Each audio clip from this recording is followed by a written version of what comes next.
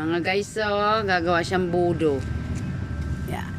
Tingnan natin kung paano siya magawa. Oh. Ganito gumawa ng budo. Kahit ang tagal mo. Nagpaluto ako. Eh, sabi ni mama, per kilo daw. Bakit per kilo na to? Eh, walang per kilo eh. Bakit? Puro mga nakabalot eh. Nasa dulo naman, makakonti. Oo, sige na. Ayan po, ayan po yung paggagawa ng budo. Ganito gumawa ng budo. At least, ngayon lang ako gumawa ng budo. Mga kabuks, lalagyan dito muna ng asin. Papahigain ng asin yung isda.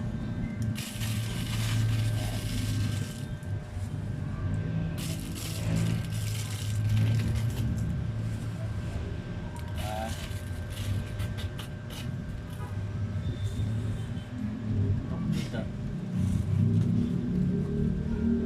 Yan po. Kailangan po ito puno ng asin para yung isda hindi masira.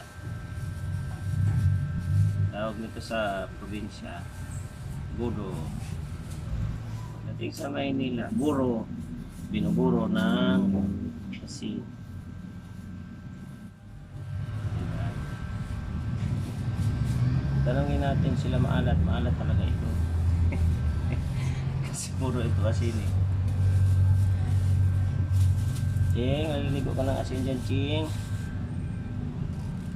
Yan, ganyan. Tapos, ganyan siya. Yan.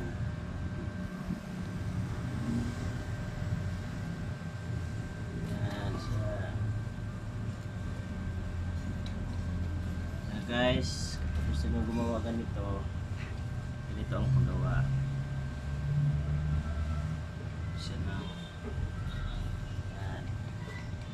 Kailangan siya nakapantay para yung asin mas nagpapalag.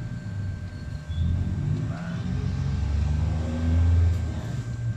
Siguro sa inyo dito hindi niyo alam to, pero ganito ang paggawa sa sinaunang tao. Yan, yan.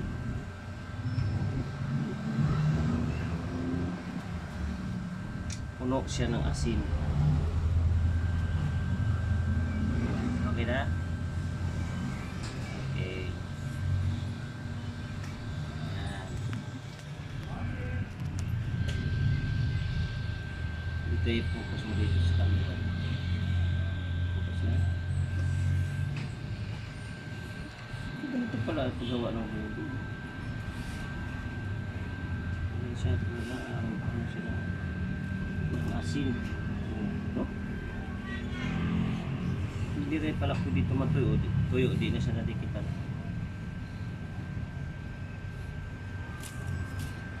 Magkano to? Sunod ang asin. Ilan ang binili mo? Ilan yung pinadala ko sa'yo? Oh, hindi mo inanim. Kulangin to eh. Kulangin to din. Dapat per kilo, sabi ko, 10 piso. Wala daw. Wala. Doon sa nagtitinda ng sa may SMW, nagtitinda ng bukong palamig. Wala siya doon per kilo. Pero may malalaking naka-plastic. O yun sana binili mo. Yun yung binili mo sana. Galing. Kala pa ko gagawa budo ah. Marunong na ako.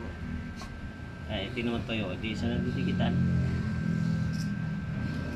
Yan lang pala ito. Sa tama ang sabi ni tata. Tulo lang. Tubig. Si nanay, no? Hindi talaga nagawa ng ganito. May bili kami doon sa Masbate. Ito pala ang paggawa. Talagang ano siya ng asin. Maliligo. Pag nakahilira na yan, buhusan mo na ng asin sa ibabaw. Ano na daw ganyan? Maganda. Sabi nito. Tatata, hindi ko alam na marunong salita.